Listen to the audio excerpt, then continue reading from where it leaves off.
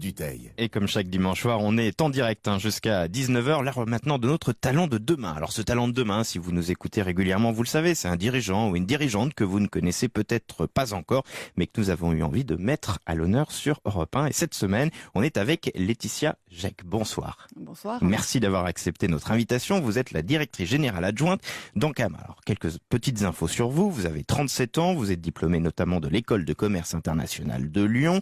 Vous avez travaillé pendant 5 ans dans l'intérim chez Adecco, donc tout ce dont on a parlé sur l'emploi, ça a dû vous intéresser. Vous étiez directrice d'agence notamment, et depuis 5 ans, vous êtes donc chez Ankama et vous êtes directrice générale adjointe depuis 2 ans. Alors Ankama, c'est pas obligatoirement une société que l'on connaît, si l'on n'est pas dans cet univers. C'est pourtant une déjà vieille entreprise qui a 15 ans maintenant, société française indépendante d'animation installée à Roubaix. C'est la 6e société de jeux vidéo en France. Vous êtes connu notamment pour vos séries animées Dofus. Vous avez lancé aussi, tout en lien avec cet univers, des figurines, des jeux vidéo sur smartphone, sur tablette, des mangas, des BD, bref, beaucoup de choses, et vous avez 400 salariés. Alors déjà, première question, j'ai envie de dire personnelle, comment on passe du monde de l'intérim à celui des jeux vidéo ?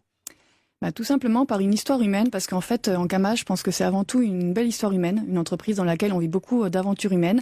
Et j'ai eu la chance de rencontrer le fondateur Anthony Roux, qui avait un grand projet sociétal pour l'entreprise, et notamment de créer une crèche d'entreprise, et qui recherchait aussi des personnes qui étaient capables à la fois de manager, de faire un petit peu de commercial, de faire de la gestion, de faire des ressources humaines, voilà. Et j'ai commencé l'aventure avec Ankama tout d'abord par le projet de crèche d'entreprise. Ah oui, c'est comme ça que vous êtes devenue directrice générale adjointe. Effectivement, maintenant d'abord en rentrant par la petite porte, puis en ouvrant le studio au Canada, à Montréal.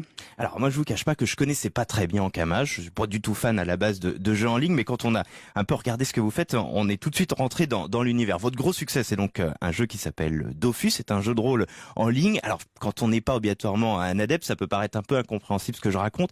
Parlez-moi de la jeunesse de ce jeu, comment ce jeu est arrivé, quel a été le déclencheur, quelle a été l'idée ?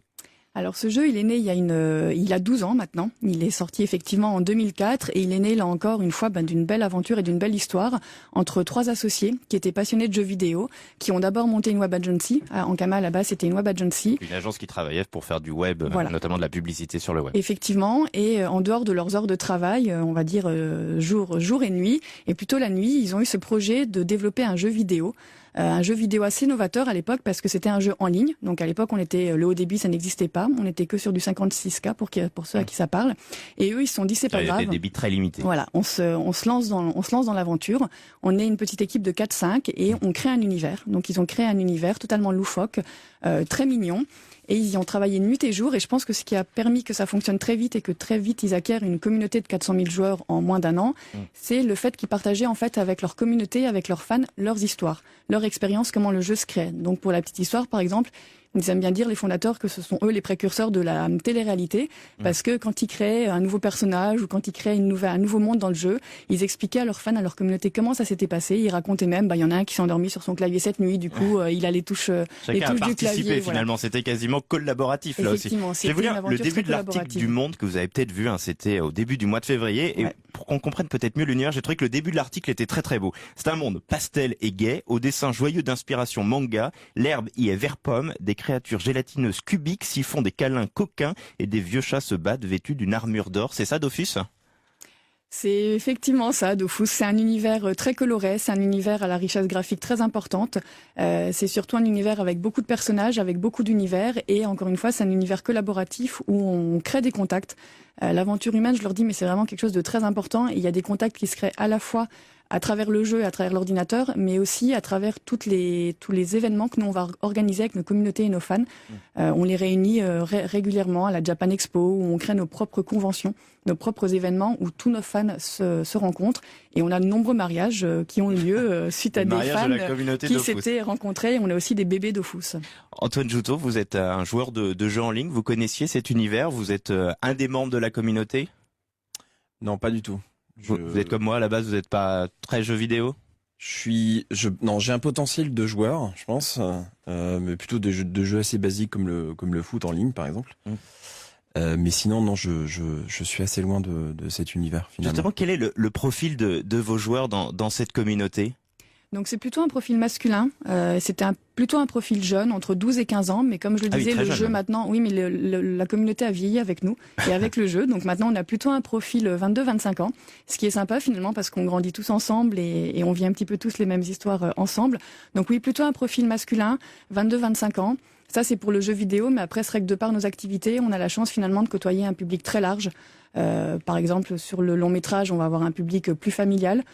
Plus jeune également, mais pourquoi pas plus âgé. Et sur l'édition, on va être capable également de toucher un petit peu tout type de public. Oui, parce que fort de ce succès du jeu en ligne, vous avez lancé il y a de cela quelques semaines, et c'est ce qui nous avait donné envie de vous inviter, donc un film 100% réalisé par vos équipes à Roubaix, où vous êtes installés. Alors, malheureusement, il y a eu un vrai échec commercial de ce film. Déjà, comment vous expliquez le fait que le film n'ait pas fonctionné ? Il n'a pas trouvé son public. Je dirais pas un échec commercial. On se positionne comme tous les films d'animation français, c'est-à-dire qu'aujourd'hui un film d'animation français qui n'est pas forcément un Disney ou un Pixar vu que ce n'est pas français fait autour de 100 000 entrées. Donc on s'est positionné comme sur ce film-là. Mais c'est vrai que j'ai retrouvé des interviews de votre direction qui disaient si on fait moins de 500 000, c'est qu'on s'est planté. Je suis bien d'accord. Quand on a fait 100-200 000, on avait des envies beaucoup plus fortes. Je pense qu'on peut l'expliquer par plusieurs choses. Déjà, effectivement, il faut qu'Ankama puisse se faire connaître beaucoup plus en termes de notoriété.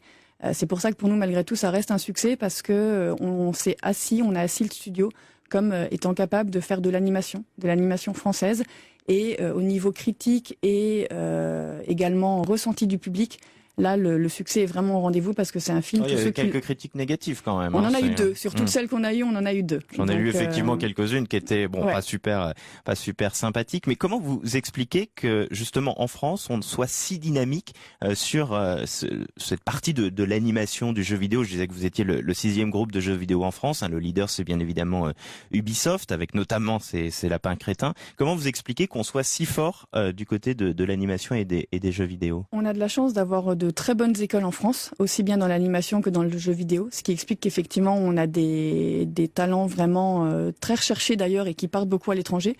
Donc tout l'objectif, je pense pour nous maintenant, c'est aussi de réussir à garder ces talents et c'est de communiquer plus. Voilà, vous me demandiez pourquoi, qu'est-ce qui explique l'échec, c'est peut-être aussi un manque de communication. Ankama jusqu'à présent, on avait tendance à faire les choses seuls dans nos coins, un petit peu comme le Bon Coin. Finalement, on est très caché et c'est ce qu'on se disait dans le nord de la France et en France en règle générale, il y a beaucoup de talents.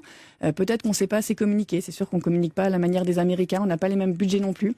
Donc la moitié du film avait été financée sur des fonds propres, je crois directement d'Ankama, ce qui était un pari financier aussi pour l'entreprise, qui ne met pas en difficulté aujourd'hui l'entreprise. Non, parce que c'est ce qu'on n'a pas dit, c'est que ce film est réalisé par des CDI, des personnes en CDI et pas en intermittence. Donc ça, c'est aussi une particularité d'Ankama.